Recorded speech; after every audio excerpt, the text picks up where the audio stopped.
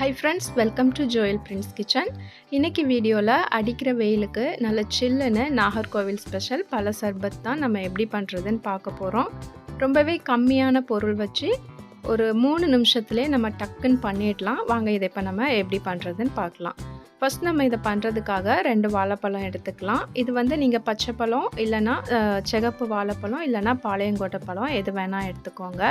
இப்போ இந்த 2 வாழைப்பழத்தையும் வந்து நம்ம ஒரு பாத்திரத்தில் வந்து சேர்த்துக்கலாம். நம்ம இப்போ இதை வந்து லைட்டாக மசிச்சு எடுத்துக்கணும். ரொம்ப மிக்சியில் அரைக்கிற மாதிரி ரொம்ப குலைவாக இல்லாமல் ஓரளவுக்கு அந்த வாழைப்பழம் வந்து நம்ம சர்பத் குடிக்கிறப்ப வாயில் வந்து கொஞ்சம் மென்று சாப்பிட்ற அளவுக்கு நம்ம இதை வந்து மசிச்சு எடுத்துக்கணும். இப்போ ஒரு விஸ்க் வச்சுட்டு இது மாதிரி நம்ம லைட்டாக மசிச்சிக்கலாம். அப்படி இல்லைன்னா பொட்டேட்டோ மேஷர் இருந்துச்சுன்னா அதை வச்சு கூட நம்ம லைட்டாக இதை வந்து மசிச்சு விட்டுக்கலாம்.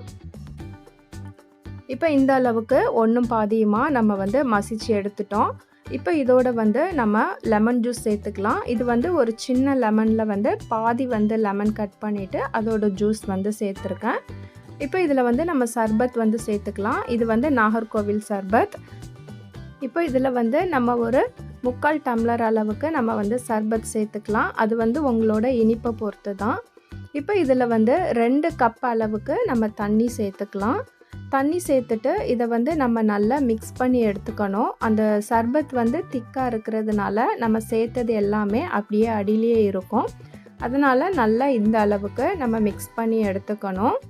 மிக்ஸ் பண்ணிவிட்டு லைட்டாக வந்து குடிச்சு பாருங்கள். அதில் வந்து உங்களுக்கு ஸ்வீட் வந்து கொஞ்சம் கம்மியாக இருக்கிற மாதிரி இருந்துச்சுன்னா நீங்கள் இன்னும் கொஞ்சம் சர்பத் சேர்த்துட்டு நல்லா கலந்து விட்டுட்டிங்கன்னா போதும். இந்த சர்பத்தோட வந்து நீங்கள் வெறும் வாழைப்பழம் மட்டும் இல்லாமல் சின்னதாக கட் பண்ண ஆப்பிளும் சேர்த்துக்கலாம். அதே மாதிரி பிளாக் கலர் கிரேப்ஸும் வந்து நம்ம இதில் சேர்த்துக்கலாம். இது வந்து இன்றைக்கி நான் வாழைப்பழம் சேர்த்து ரொம்பவே சிம்பிளாக தான் பண்ணியிருக்கேன்.